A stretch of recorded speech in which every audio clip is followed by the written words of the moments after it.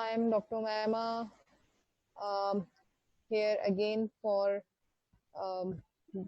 discussion on the management of acute abdomen and the peritonitis.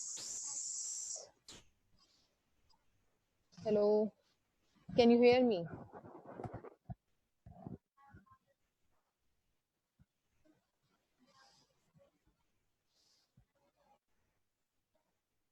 Hello. जी ma'am students chat पे हैं? जी ma'am अभी 30 कोई रिस्पॉन्स नहीं है। 72 कैंडिडेट्स हैं मैम अभी आपके पास। Third year MBBS, are you people there? Please response. We already know the ground rule of the session. This session should be interactive session. I know कि 2 बजे का 2 o'clock है और इस वक्त आप लोग सुबह से क्लासेस लेके एग्जॉस्ट हो। हम कोशिश करेंगे जितना इंटरेक्टिव रखें उतना इस सेशन को हम इंटरेस्टिंग जो है बना सकेंगे and I need your cooperation, otherwise ये फिर वन वे टॉक होगी, मोनोलॉग होगा, कोई फायदा नहीं है। Can you hear me? Please reply on chat so I can start. Okay, Amna, thank you. Should we start? Okay, good. Ground rules आप लोगों को याद है, उसको रिकैप करने की जरूरत तो नहीं है। मोबाइल ऑफ रखने हैं, जो क्वेश्चन करना है वो चैट पे करना है। ईमेल भी कर सकते हैं, ईमेल एड्रेस आप लोगों के पास ऑलरेडी मेरा है और फीडबैक भी आप दे सकते हैं। अगर कोई क्वेश्चन कोई हेलो हेलो, अब आवाज आ रही है?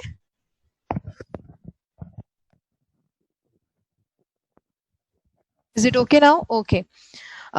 अगर कोई और क्वेश्चन है एंड पे हम क्वेश्चन आंसर का सेशन होगा, उसमें भी हम डिस्कस कर लेंगे। Let's start. कोशिश करेंगे कि हम वाइंड अप करें। अगर बीच में आप लोगों को ब्रेक, हम 5 to 10 मिनट का ब्रेक ले लेंगे। चाय पीनी है, चाय ले आओ। हम अभी स्टार्ट में थोड़ा सा वेट कर लेते हैं 5 मिनट का। और should I start?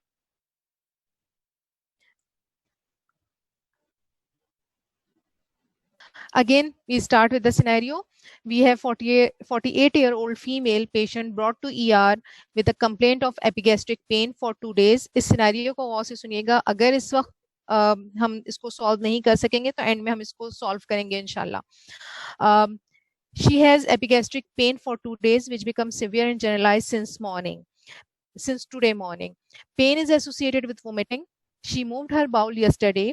She has history of NSAID use for osteoarthritis. On examination, her pulse is 120 beat per minute and feeble. Blood pressure is 100 by 60 millimeter of mercury. She is febrile and has fever of 100 degree Fahrenheit. Her respiratory rate is 24 breath per minute. And she has shallow breathing. Abdomen examination revealed tense, tender abdomen with board-like rigidity. Gut sounds are inaudible. Digital rectal examination is unremarkable. What would be the most likely cause? Any guess?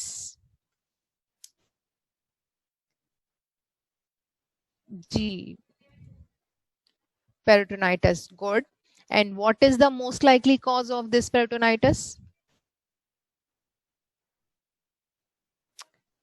In the light of history and examination, any idea? Any guess? NSAID use. Good.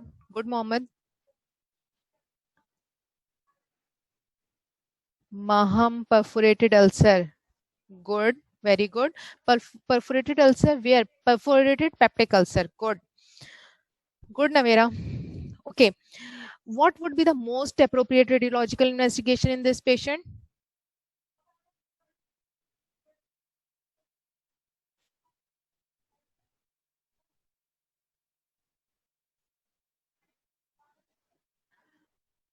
The one radiological investigation which help you in reaching the diagnosis. CT scan abdomen. Navera, directly CT scan. Ultrasound. Okay. Okay. We will discuss it later. Why not ultrasound? Why not CT? Why CT? Why ultrasound? How would you manage this patient?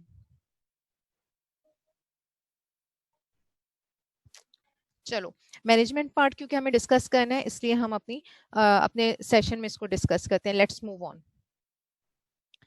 So we have some learning objective for today's session. At the end of the session, you will be able to define the term acute abdomen and peritonitis. You will be able to list the causes of acute abdomen. You will be able to discuss the type and pathophysiology of peritonitis and recapitulate the management plan of patient with the acute abdomen and peritonitis. Okay, so these are our learning objectives, and we will try to achieve all these. Okay, so what is acute abdomen?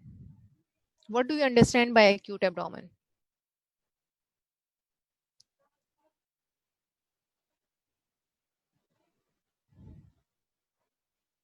Any idea?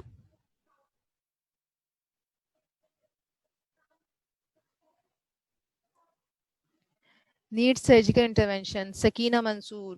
Ji Sakina, sometime these patients need surgical intervention, sometime not. And we will see why not. Sudden abdominal pain. Good.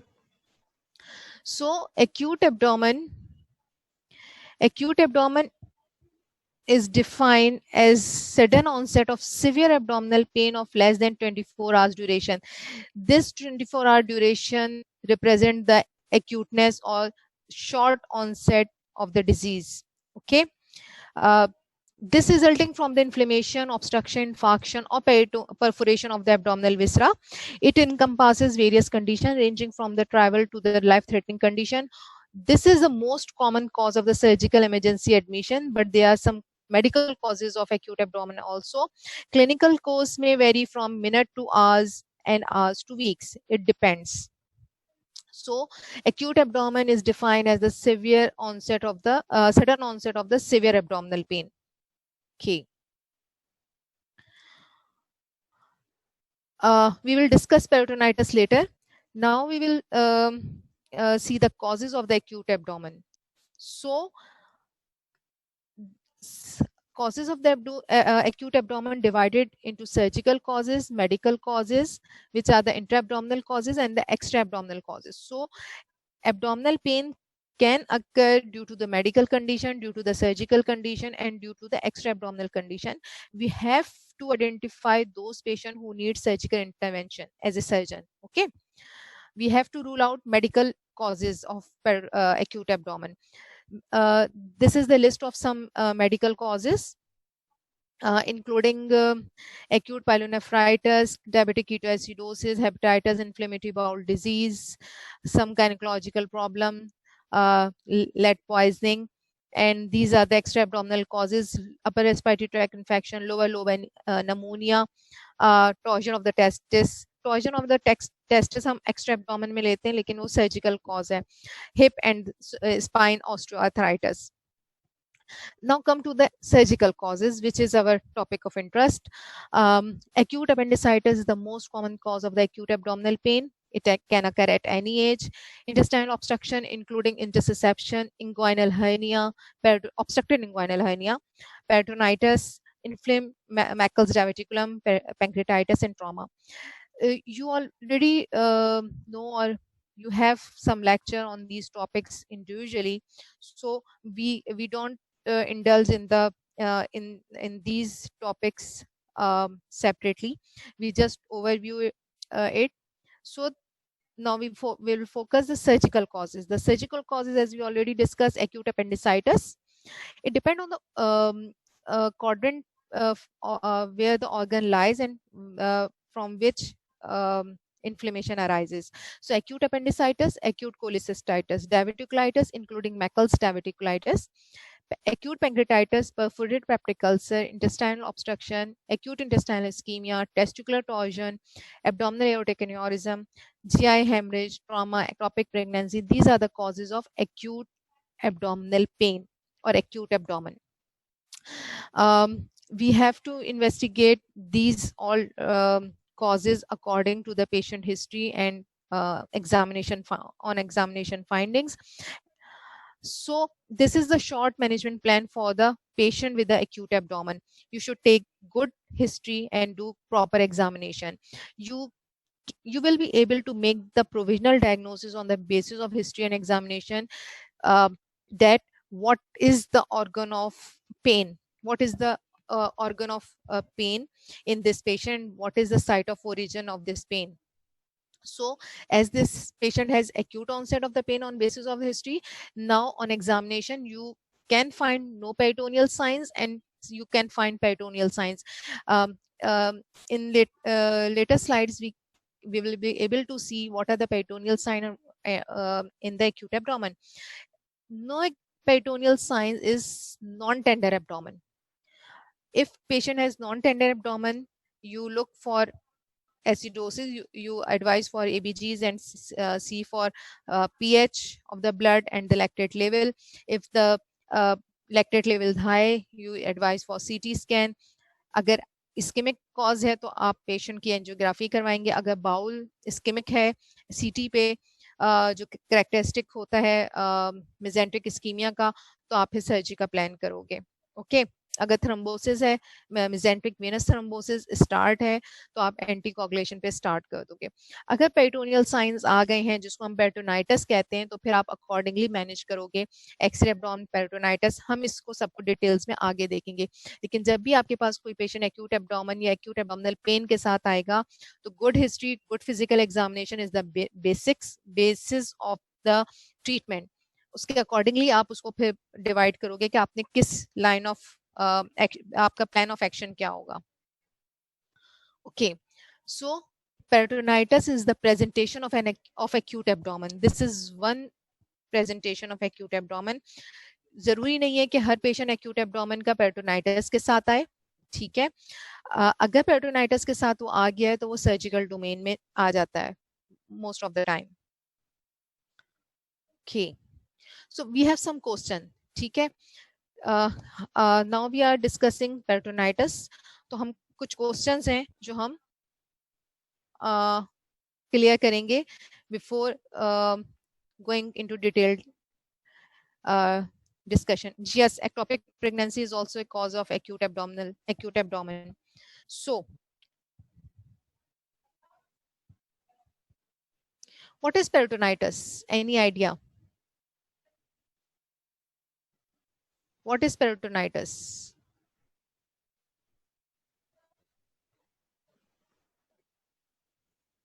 ये कुछ terms हैं जो हम आगे discussion से पहले clear करना चाहेंगे. व्हाट इज पेरिटोनाइटिस, ताकि आपको बेटर अंडरस्टैंडिंग हो कि what is peritonitis and how to manage it. Good. Inflammation of the parietal peritoneum. Very good. Inflammation of the peritoneum. Okay. So this is the inflammation of the peritoneum. And what is peritoneum?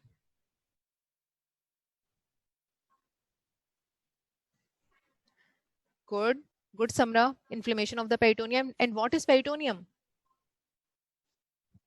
The other question is, what is peritoneum? ये कहाँ पाई जाती है? Covering of the abdominal cavity. ठीक है, covering of the abdominal cavity or inner lining of the abdominal wall. The serosal layer lying over the viscera and underneath the abdominal cavity. Very good. So peritoneal, this is the peritoneal lining, which is composed of layer of mesoepithelial cells, fibroelastic tissue, macrophages, and fat cells. It has two layers, parietal layer and the visceral layer. Parietal layer is lining the inner abdominal wall, and the visceral layer encloses the viscera. Okay.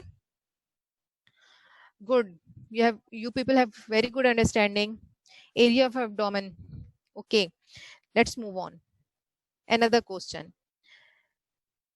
List the function of peritoneum. इस peritoneum का function क्या है?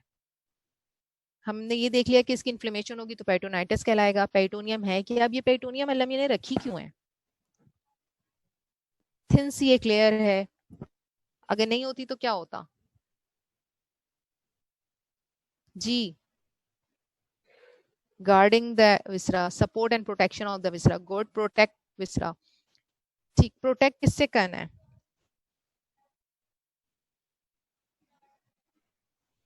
चलें, let's सी.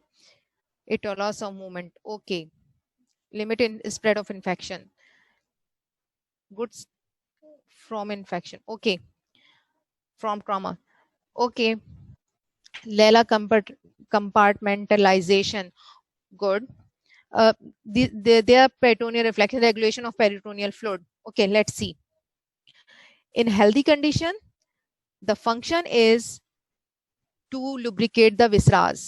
जो विस्रल peritoneum है वो विसरास को lubricate रखती है. अगेन जैसे आपने कहा कि ट्रॉमा ना हो और विसरास अगर लुब्रिकेट नहीं होंगे तो एडिशंस बन जाएंगी बिटवीन द विसरास. ठीक है. The other is the fluid and particulate absorption. जो फ्लूइड, जो पेरिटोनियम की जो मेसो एपिथेलियल लेयर है, ये फ्लूइड बनाती है ताकि वो विसरास जो है वो लुब्रिकेट रहे और एक सर्कुलेशन ऑफ फ्लूइड हो. यही जब आउट ऑफ बैलेंस हो जाता है यही फ्लूइड की प्रोडक्शन और एब्जॉर्प्शन, तो असाइटिस डेवलप होना शुरू हो जाता है. असाइटिस के डिफरेंट कॉजेज हैं. माइल्ड फ्लूइड होता है, मॉडरेट फ्लूइड होता है, तो पेरिटोनियम उसको खुद ही से एब्जॉर्ब कर लेती है. ठीक है. लेकिन अगर अगर वो एब्जॉर्प्शन के लेवल से ज्यादा एक्यूमुलेट हो जाए तो फिर वो असाइटिस डेवलप करता है. ओके. अब डिजीज कंडीशन में क्या होता है, पेन परसेप्शन का काम करता है. यहाँ पे पेन के रिसेप्टर्स हैं. ठीक है. प्राइटल पेरिटोनियम में तो जब पेन होता है तो पेन आपको फील होता है प्राइटल पेरिटोनियम की इरिटेशन की वजह से. ठीक है. वी विल डिस्कस लेटर के पेन, एब्डोमेन में पेन किस किस तरह का होता है. Inflammation and immune response. यहाँ पे हमने देखा कि मैक्रोफेजेस हैं. ठीक है. तो ये साइटोकाइंस रिलीज होते हैं, इन्फ्लेम्ड होती है, पेन की परसेप्शन कराती है. फेगोसाइटोसिस, मैक्रोफेजेस फेगोसाइटोसिस करती हैं, जो ऑर्गेनिज्म है उसको जो है वो डिस्ट्रॉय, माइक्रो ऑर्गेनिज्म को डिस्ट्रॉय करती हैं. And fibrinolytic activity, again adhesions formation नहीं होने देती.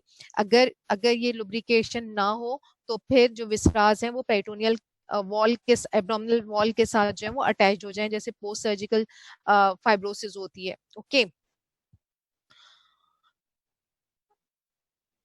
1 to 2 more question.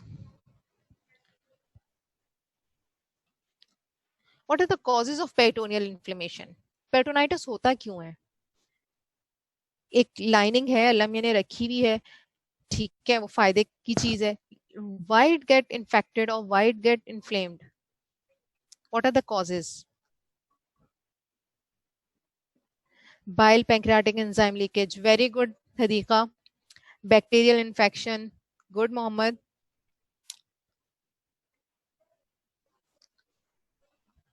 Very good.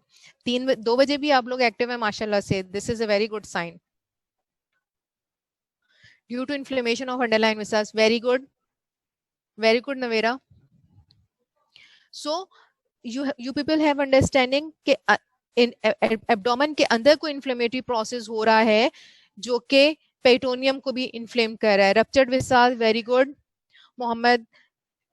युक्सल medical procedure. Good, very good. जैसे अगर असाइटिक टैप कर रहे हैं और आपने स्टेरिलाइजिंग मेजर या एसेप्टिक मेजर्स नहीं लिए तो असाइटिक फ्लूइड इन्फेक्टेड होगा और वो पेरिटोनाइटिस करवाएगा. Rupture of the lining. Rupture of the lining कहाँ की समरा?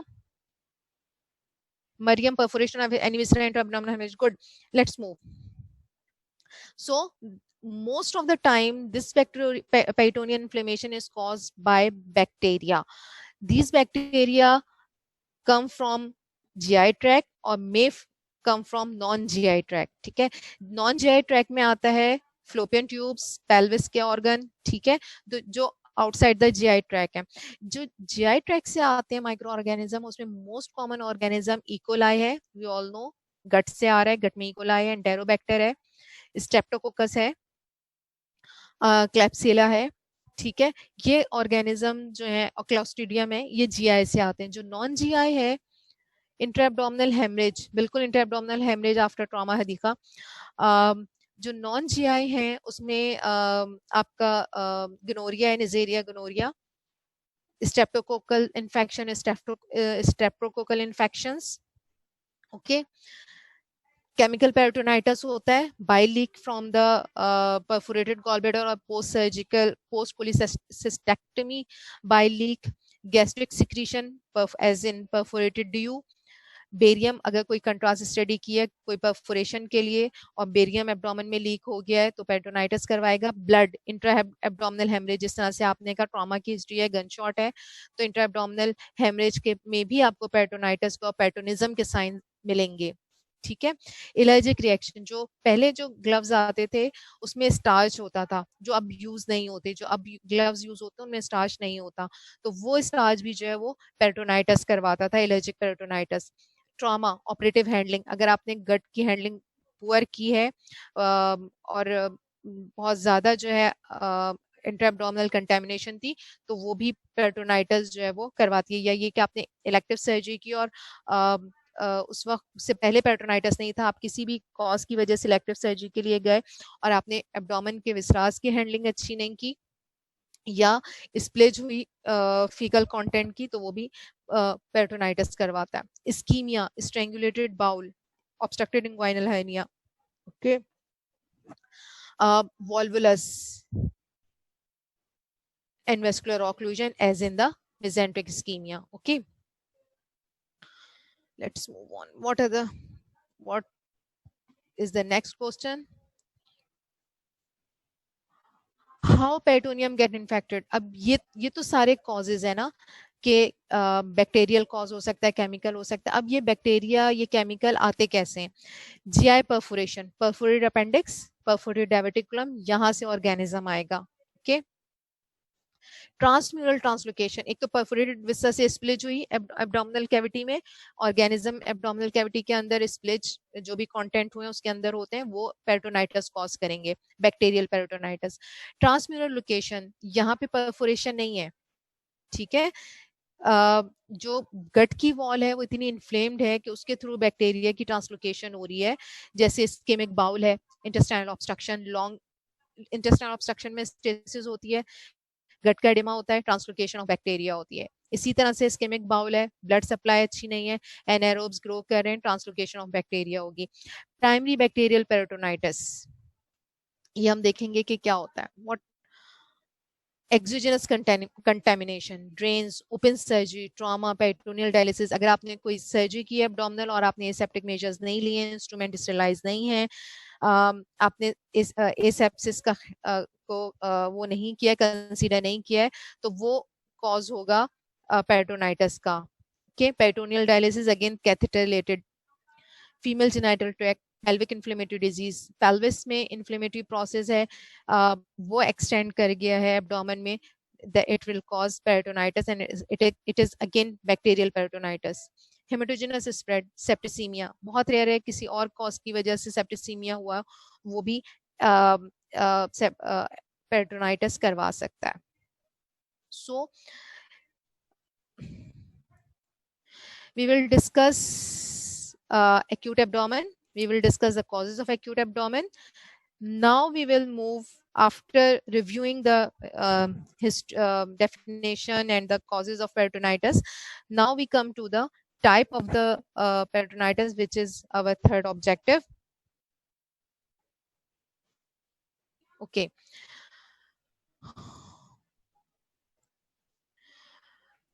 So on the basis of pathogenesis, we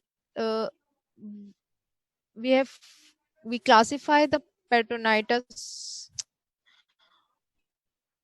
on the basis of pathogenesis and on the basis of extent of peritoneal involvement. On the basis of pathogenesis, there are three types of peritonitis: primary peritonitis or primary bacterial peritonitis, secondary peritonitis, and tertiary peritonitis. Let's see what is primary peritonitis. Primary peritonitis is the peritoneal infection developing in the absence of a break in the integrity of the GI tract, okay, or as a result of hematogenous or lymphatic seeding or bacterial translocation. Basically, जैसे हमने कहा कि primary bacterial spontaneous bacterial peritonitis या primary bacterial peritonitis ascites के patient में होता है, immuno compromise patient में होता है, जिसमें गट में कोई गट की कंटिन्यूटी में कहीं कोई ब्रेक नहीं आया, कोई परफोरेशन नहीं है, यहाँ पे ट्रांसलोकेशन ऑफ बैक्टीरिया है। Okay. Most common organism enterobacteriaceae and the streptococci, या पेल्विक इन्फ्लेमेटरी डिजीज है। Secondary peritonitis develop in conjunction with the inflammatory process of the GI tract or its extension. यहाँ पे कोई perforation हो सकती है, okay. तो secondary peritonitis में perforation होगी, वहां से जो है वो स्प्लिज होगा कंटेंट का, तो बैक्टीरियल पेरिटोनाइटिस होगा। यहाँ पे पॉलीमाइक्रोबियल है क्योंकि एरोब्स भी हैं, एनारोब्स भी हैं, ग्राम नेगेटिव बेसिलाई भी हैं, ग्राम पॉजिटिव कोकाई भी हैं, ठीक है। तो यहाँ पे दोनों ऑर्गेनिज्म आपको मिलेंगे। The tertiary peritonitis is the recurrent peritonitis or recurrent peritoneal infection developing after initial treatment of the secondary peritonitis. जैसे एक पेशेंट की आपने सर्जरी की है, पेरिटोनाइटिस था, बहुत डर्टी एब्डोमेन था, पेशेंट सेटल हो गया, उसके बाद जो है वो जो स्लफ था उसने एब्सिस बनाया या कोई रेजिडुअल एब्सिस था जिसने उस पेरिटोन कुछ वीक के लिए पेशेंट जो है वो सेटल हो गया और फिर दोबारा से पेशेंट को पेरिटोनाइटिस डेवलप हुआ, या आपने रिसेक्शन एनास्टोमोसिस किया, पेरिटोनाइटिस का पेशेंट था, आपने रिसेक्शन एनास्टोमोसिस किया और फिर वो एनास्टोमोसिस लीक कर गया और फिर पेशेंट को दोबारा से पेरिटोनाइटिस डेवलप किया उसने, ठीक है। Nosocomial infection including resistant gram negative bacilli, enterococci, streptococci और यीस्ट। जैसे सपोज जो ड्रग रेजिस्टेंट टाइफाइड होता है या एंटेरिक फीवर होता है, परफोरेशन के साथ पेशेंट आता है, आपने परफोरेशन को एक्सट्राइज कर दिया, स्टोमा बना दिया क्योंकि गट अनहेल्दी था, लेकिन क्योंकि टाइफाइड में पूरा स्मॉल बाउल, पूरे पेयर्स पैचेस इन्वॉल्व होते हैं, तो अगर वो ड्रग रेजिस्टेंट टाइफाइड है तो एक और परफोरेशन प्रॉक्सिमल टू स्टोमा हो सकती है, okay. So these are the types of peritonitis based on pathogenesis, primary, secondary, and tertiary. The other type depends on the extent of the involvement of the peritoneum, whether it is localized or whether it is generalized peritonitis. Okay. So, can you appreciate something in this picture? Any idea? ये क्या हो सकता है?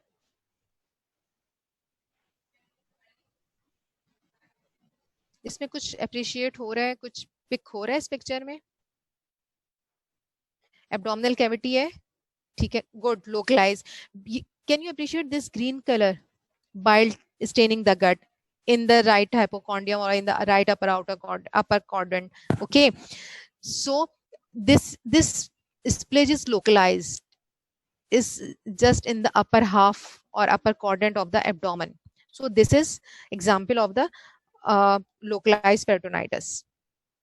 Let's see. So localized peritonitis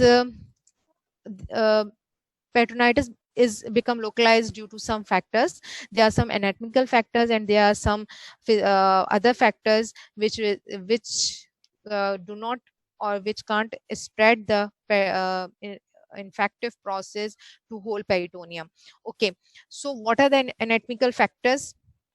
यहाँ पे आपको ये transverse colon appreciate हो रही है, ये राइट कोलोन है, ठीक है, caecum ascending colon, hepatic flexure, this is transverse colon. Omentum को इस पिक्चर में हटा दिया गया ताकि आपको विजुलाइज हो सके। This is small bowel and definitely इस स्मॉल बाउल के इधर लेफ्ट कोलोन होगा, okay. So peritoneal cavity is divided into subphrenic जो आपको डायफ्राम के नीचे स्पेसेस मिलेंगी, the pelvis and the peritoneal cavity proper. So we divided abdominal cavity into three parts: subphrenic spaces, pelvis, and the peritoneal cavity proper. The peritoneal cavity proper is further divided into supracholic compartment and infracholic compartment. The compartment which is above the transverse colon is the supracholic compartment, and the compartment which is below the infracholic transverse colon is the infracholic compartment. Okay, so transverse colon and the transverse mesocolon will divide the supracholic compartment and the infracholic compartment, and this deter the spread of infection. ठीक है, okay. When सुप्राकोलिक compartment overflow, जैसे यहाँ पे ये सुप्राकोलिक compartment से आ रहा है, ठीक है, कोलोन के ऊपर सुप्राकोलिक कंपार्टमेंट, जब ये सुप्राकोलिक कंपार्टमेंट ओवरफ्लो करता है तो ये यूजुअली राइट पैराकोलिक गटर के थ्रू, डिपेंड करता है कि राइट साइड का सुप्राकोलिक कंपार्टमेंट है या लेफ्ट साइड का सुप्राकोलिक कंपार्टमेंट है। यहाँ पे तो सिर्फ स्प्लीन है, ठीक है, और स्टमक है। यहाँ पे आपको ऑर्गन ज्यादा मिलते हैं, लिवर भी है, लिवर एब्सिस भी हो सकता है, गॉल ब्लैडर भी है, पाइलोरस भी है, splenic flexure of hepatic flexure of colon भी है। तो जब यहाँ का ओवरफ्लो होता है पैराकोलिक गटर के थ्रू जो है वो स्प्लिज होता है और ये राइट इलियक फोसा में स्पिल करता है और वहां से ट्रिकल करता हुआ पैराकोलिक गटर से होता हुआ ये पेल्विस के अंदर चला जाता है, ठीक है। This is again this is localised peritonitis, whether it is limited to the upper quadrant or it is spill and travel along the paracolic compartment to reach the pelvis। क्योंकि ग्रेविटी से flow होता है तो वो pelvis में collection आता है, okay. And the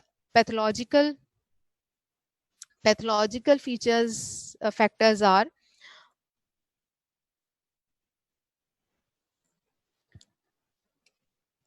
and there are some pathological factors। वो क्या है? adhesions form around the affected organ। जैसे यहाँ पे गॉलब्लैडर की अगर परफोरेशन है, लेट सपोज वहां पे एडिशंस बन जाती हैं अराउंड द अफेक्टेड ऑर्गन, वो उस बाइल को कंटेन करती हैं गॉलब्लैडर फोसा तक, ठीक है। और उसको जनरलाइज लोकलाइज पेरिटोनाइटिस को जनरलाइज पेरिटोनाइटिस में कन्वर्ट होने से प्रिवेंट करती हैं। Fibrin flake appear to cause intra-loop adhesions and to the parietes। अब इसके रिएक्शन में इन्फ्लेमेटरी रिस्पॉन्स होता है, फिब्रिन फ्लेक्स बनते हैं और वो एडिशंस बना लेते हैं, ओमेंटम आके जो है वो एडहेरेंट हो जाती है एब्डोमिनल वॉल के साथ। जो बाउल लूप्स हैं वो एडहेरेंट हो जाते हैं ताकि स्पेस नहीं मिले उसको स्पिल होने की। Outpouring of the serous inflammatory exudate rich in the leucocyte, ये जो एक्सुडेट आ रहा है अगर तो ये सब ये तो अगर ये बाइल नहीं है, सिंपल पेरिटोनियल फ्लूइड है, तो इनिशियली इसमें एक्सुडेट होता है, ल्यूकोसाइटोसिस होते हैं, ग्रेजुअली ल्यूकोसाइटोसिस इंक्रीज होते जाते हैं, प्लाज्मा प्रोटीन ना के एक्यूमुलेट होती हैं, लॉन्ग स्टैंडिंग होता है तो ये टर्बिट हो जाता है और फिर फ्रैंक पस में कन्वर्ट हो जाता है। जैसे सपोज एक एक्यूट अपेंडिसाइटिस के साथ आपके पास पेशेंट आया, अगर आप उसको टाइमली ऑपरेट नहीं करोगे तो वो परफोरेट हो जाएगा, पस एक्यूमुलेट होगा, ठीक है। इनिशियली जब हम एक्यूट अपेंडिसाइटिस को इनिशियल स्टेज में जब हम ऑपरेट करते हैं, अपेंडिसेक्टमी के लिए एक्सप्लोर करते हैं, तो वहां पे सिरस या रिएक्शनरी फ्लूइड होता है जो कि उस इन्फ्लेमेशन के रिस्पॉन्स में बनता है, पेरिटोनियल लाइनिंग बनाती है। अगर वो लॉन्ग स्टैंडिंग हो, कोई एंटीबायोटिक पेशेंट ने ना ली हो, तो वो वहां पे जो ट्रांसलोकेशन ऑफ बैक्टीरिया होती है उससे वो टर्बिड होता है और फिर फ्रैंक पस बना लेता है, जिसको हम कहते हैं अगर वो अनट्रीटेड हो अपेंडिकुलर एब्सिस, ठीक है। Peristalsis started in affected bowel prevent spread of infection, यानी जो यहाँ का बाउल है वो इन्फ्लेमेशन की वजह से उसकी पेरिस्टाल्सिस कम हो जाएंगी, वो स्प्रेड ऑफ इन्फेक्शन को नहीं, वो लोकलाइज करेगा इन्फेक्शन को। जी हदीका ने पूछा है, in the example shared, if bile leak inside supracolic compartment extend to the pelvis compartment by the paracolic gutter, then it is still localized। yes, it is still localized क्योंकि उसने सिर्फ right side of the abdomen को involve किया है, left side of the abdomen को involve नहीं किया, ठीक है। जो जनरलाइज पेरिटोनाइटिस होता है उसका मतलब ये होता है कि उसने पूरी पेरिटोनियल कैविटी को जो है वो इन्वॉल्व कर लिया है, ठीक है। दिस इज स्टिल लोकलाइज क्योंकि जो साइंस आपको मिलेंगे एग्जामिनेशन के वो सिर्फ आपको राइट साइड में मिलेंगे, लेफ्ट साइड का एब्डोमेन बिल्कुल सॉफ्ट होगा, ठीक है। ठीक है, देगा क्लियर या फर्दर एक्सप्लेनेशन चाहिए? Okay, let's move. Greater momentum, again this is the blessing of Allah। Greater momentum envelope and adherent to the inflamed structure form a substantial barrier to the spread of infection। Same example, जब acute appendicitis होता है तो momentum उसको आके localise कर लेती है। Long 3 to अगर 1 डे की हिस्ट्री है, पेशेंट आपके पास आ जाता है तो आप उसकी अपेंडिसेक्टमी करते हो अगर आपको सारे साइंस मिल रहे हैं एक्यूट अपेंडिसाइटिस के। और अगर पेशेंट आपके पास लेट पहुंचते हैं 3 to 4 डेज के बाद, तो वहां पे आपको एक फ्लगमॉन सा फील होता है, एक मास सा फील होता है, क्योंकि ग्रेटर मोमेंटम ने आके उस इन्फ्लेमेटरी प्रोसेस को लोकलाइज करने की कोशिश करता है कि वहां से स्प्लिज होके पेरिटोनाइटिस ना हो जाए। तो ग्रेटर मोमेंटम आके जो है वो उसको कवर कर लेता है, उसको इनक्लोज कर लेता है, एनवेलप कर लेता है अपेंडिक्स को, ताकि जो भी लोकलाइज प्रोसेस है वो लोकलाइज हो जाए। दैट्स द रीजन कि उस इन्फ्लेमेटरी प्रोसेस में जब फ्लगमॉन बनता है तो हम कंजर्वेटिव मैनेजमेंट का ट्रायल देते हैं कि अब यहाँ पे इन्फ्लेमेटरी प्रोसेस नेचर ने लोकलाइज कर दिया है तो लेट्स कैरी ऑन, ठीक है। अगर कंजर्वेटिव मैनेजमेंट फेल हो जाती है, ठीक है, किसी भी वजह से कि पेशेंट की इम्यूनिटी डिक्रीज है या ऑर्गेनिज्म की विरुलेंस ज्यादा है या ऑब्स्ट्रक्शन का एलिमेंट है तो और वो परफोरेट हो जाता है तो फिर हम सर्जरी की तरफ जाते हैं या पेशेंट सेटल नहीं होता, ठीक है। Otherwise, greater momentum, decreased peristalsis, this reactionary fluid, these all uh, uh, lead to the localized peritonitis. This prevent the peritonitis to become generalized. It's clear. Move करें. Should we move forward? यहाँ तक समझ आ गया localise peritonitis? अगर ये सब समझ आ गया है तो मैनेजमेंट भी बहुत आसानी से समझ आ जाएगी. Okay, thank you Samra.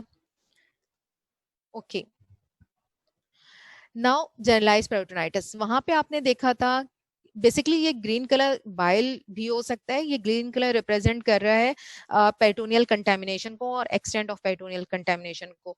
Organ इसको हाईलाइट करने के लिए इसको ग्रीन रखा गया है.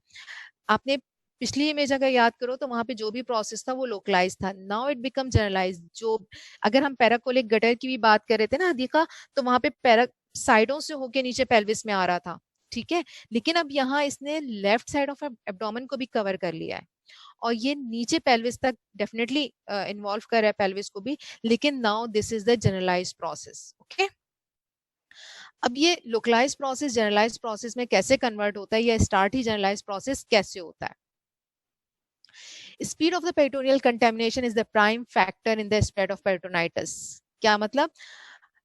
पेरिटोनियल कैविटी कितना तेजी से कंटेमिनेट हो रही है ये डिपेंड करेगा कि वो लोकलाइज रहेगा या जनरलाइज रहेगा, ठीक है. सपोज अगर कोई बाउल की परफोरेशन है, बड़ी परफोरेशन है और उससे बहुत फ्री फ्लो हो रहा है कंटेंट का, तो पेशेंट लोकलाइज पेरिटोनाइटिस के साथ प्रेजेंट नहीं करेगा, वो जनरलाइज पेरिटोनाइटिस के साथ डिपेंड करेगा, ठीक है. अच्छा, and there are multiple factors also which control the spread of peritonitis or inflammation.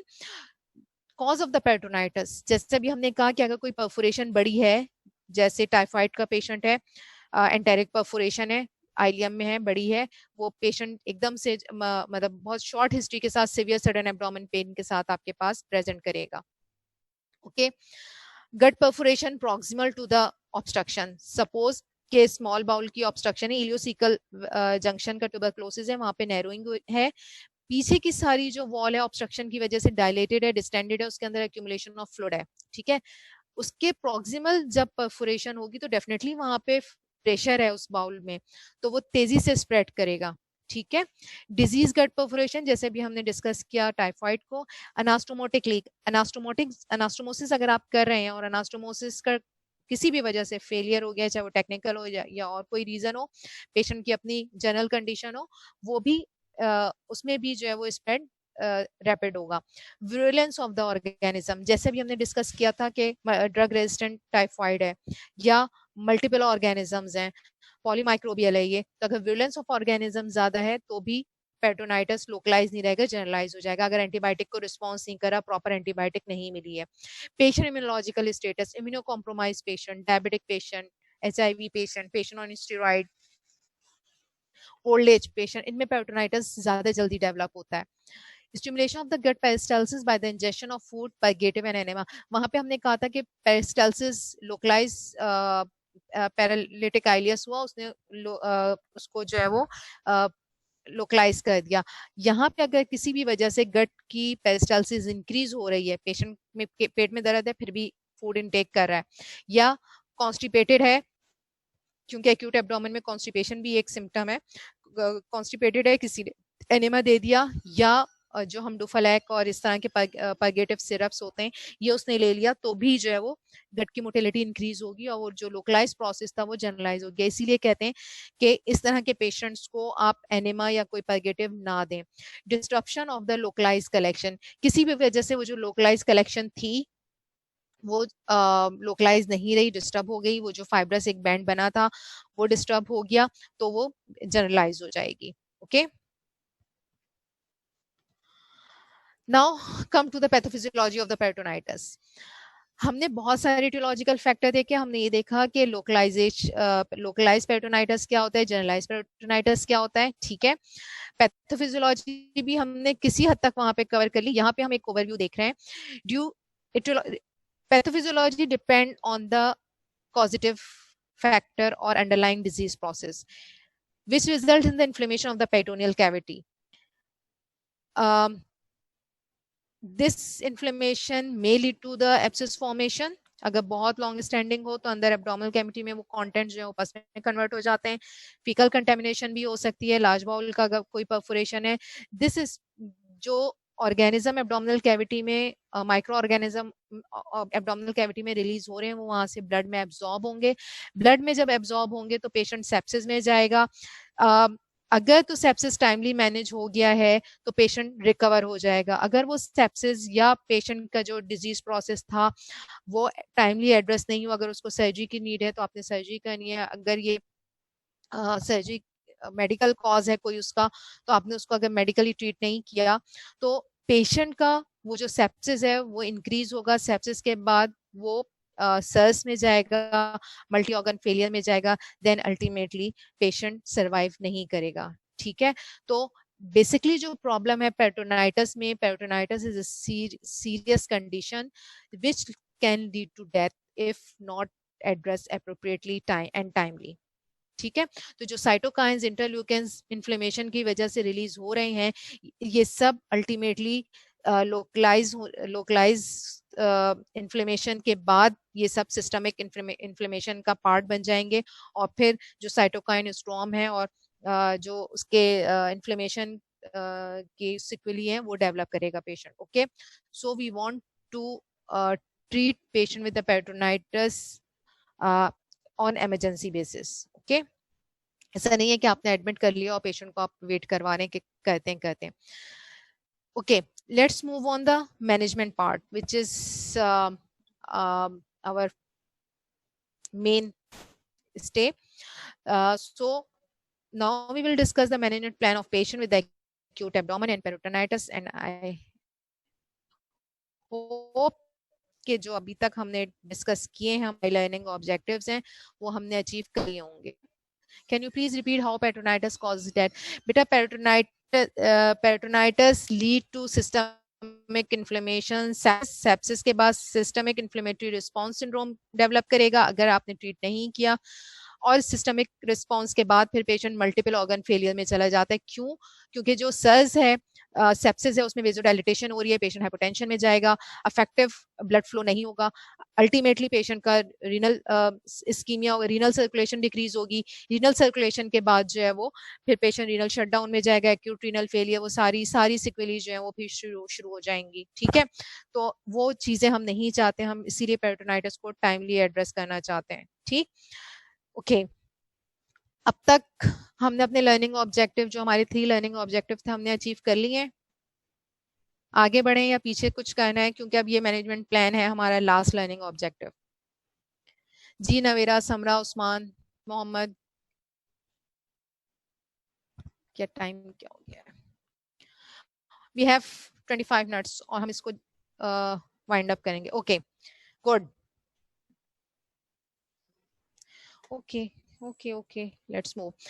So you should take the good history of acute of abdominal pain is all characteristic. I'm damn sure you are master of history taking. Associated symptoms of the pain: fever, vomiting, constipation, diarrhea. History of trauma, अगर trauma की history है तो again कि वो blood है या acute trauma है या फिर blunt trauma या penetrating trauma है. Female में gynecological history is very important, past medical and surgical history. This is the overview. Visceral pain and parietal pain, basically जो पेरिटोनाइटिस का पेन होता है वो पेराइटल पेन होता है. Delta fibre, afferent C and A delta fibres जो हैं वो इनर्वेट करते हैं पेरिटोनियम को. ये स्टिमुलेट होते हैं pus, bile, urine, GI secretion से. Delta fibre are responsible for more acute sharp localise severe pain, जैसे एपेंडिसाइटिस में फील होता है या फिर अगर पेरिटोनाइटिस में फील होता है. Patient doesn't want to move, क्योंकि मूव करने से, डीप ब्रीदिंग से भी वो पेन जो है वो एग्रीवेट होता है. तो पेशेंट जो है वो साइलेंट एब्डोमेन, इसमें साइलेंट एब्डोमेन कहते हैं, पेशेंट बिल्कुल साइलेंट जो है वो लेटा हुआ होता है. Aggravate by coughing and breathing, patient again जैसे मैंने कहा कि पेशेंट शैलो ब्रीदिंग करेगा, डीप ब्रीदिंग नहीं होगी. मसल रिजिड होंगे, जब आप एब्डोमेन पैल्पेट करोगे तो एब्डोमेन रिजिड होगा. May be more indicative of A surgical acute abdomen. ठीक है, तो बेसिकली जो पेरिटोनाइटिस का पेन है वो पैराइटल ओरिजिन का पेन है।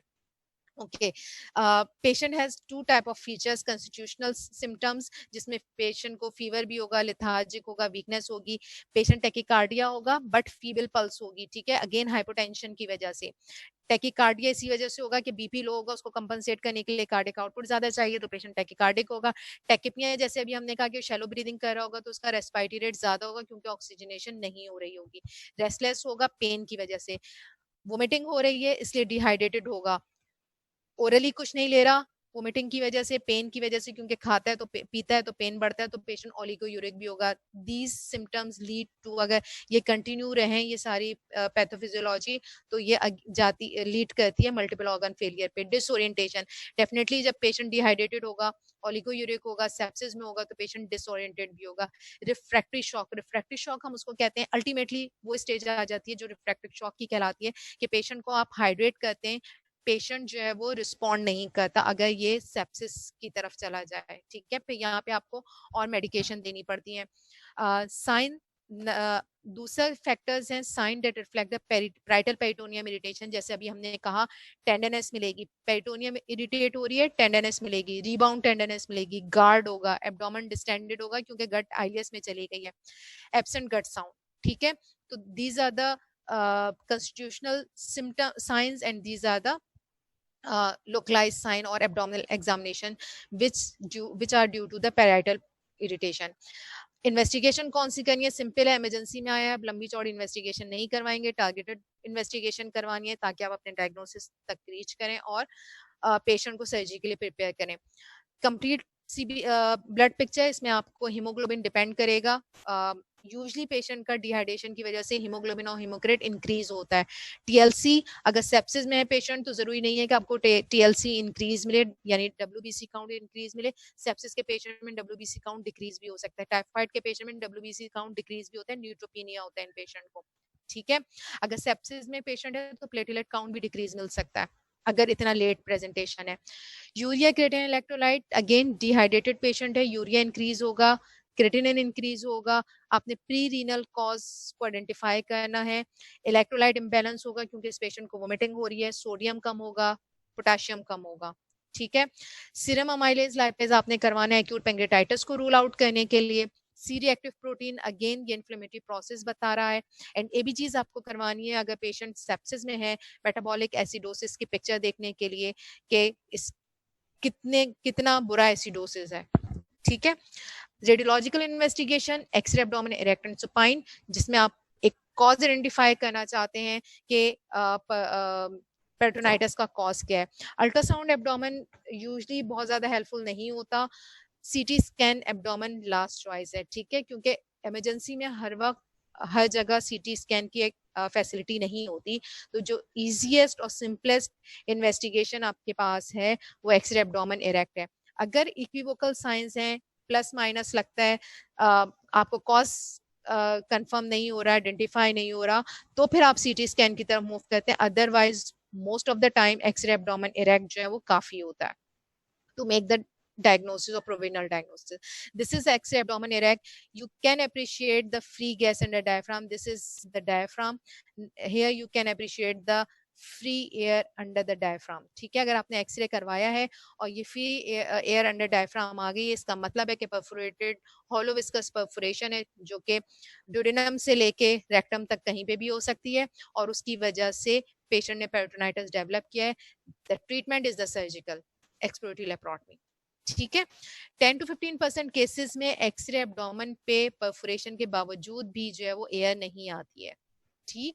वो केसेस होते हैं जिसमें कोई परफोरेशन हुई और वो सील्ड हो गई, या बहुत small C pin point perforation है जिसकी वजह से जो है ना वो इतना, या एडिशंस बनी हुई, जैसे ट्यूबरकुलस एब्डोमेन में जरूरी नहीं है कि आपको परफोरेशन के साथ गैस अंडर डायफ्राम मिले, क्योंकि वहां पे एडिशंस बनी हुई होती हैं, वो एयर को स्केप नहीं होने देती कि एयर जो है वो ऊपर जाए, ठीक है।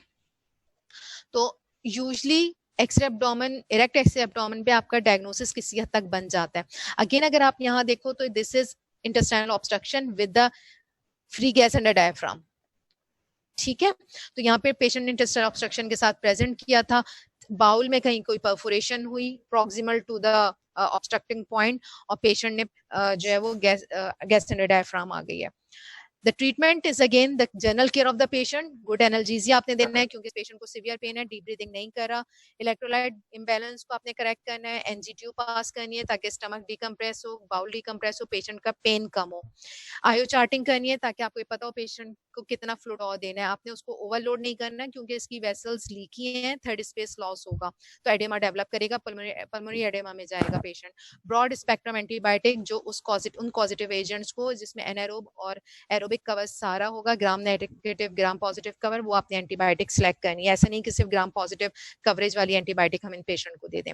Definitive treatment is exploratory laparotomy, जो लेप्रोटमी में एक्सप्लोर करेंगे, कॉज को आइडेंटिफाई करेंगे, उसको रिपेयर करेंगे, एनाटमी को रिस्टोर करेंगे। तो ऑब्जेक्टिव ऑफ द सर्जरी ये होता है कि treatment of underlying cause to restore the anatomy, to improve the physiology, to prevent the spillage, prevent late complication. ठीक, this is the management. With this we have complete the management. Again case scenario वही है, आपने बताया कि the most likely cause is peritonitis secondary to hollow viscous perforation or peptic ulcer. Radiological investigation again abdominal chest abdominal x-ray erect करवा लेंगे और manage हम supportive management और सर्जिकल मैनेजमेंट करेंगे।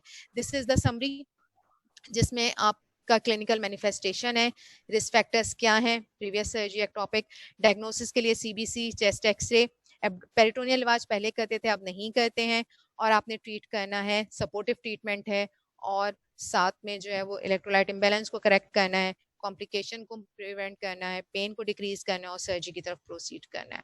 Any question?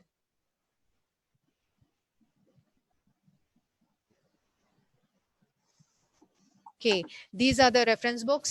आप बेली एंड लव से इसको री रीड कर सकते हैं, तो आप जो भी कंफ्यूजन हो क्लियर हो जाएगी। अगर उसके बावजूद भी कोई क्वेश्चन हो, you can email me. Okay, hello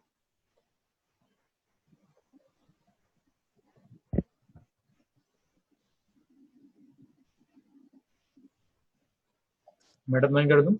हाँ जी, बंद कर दें। Thank you. Okay, welcome.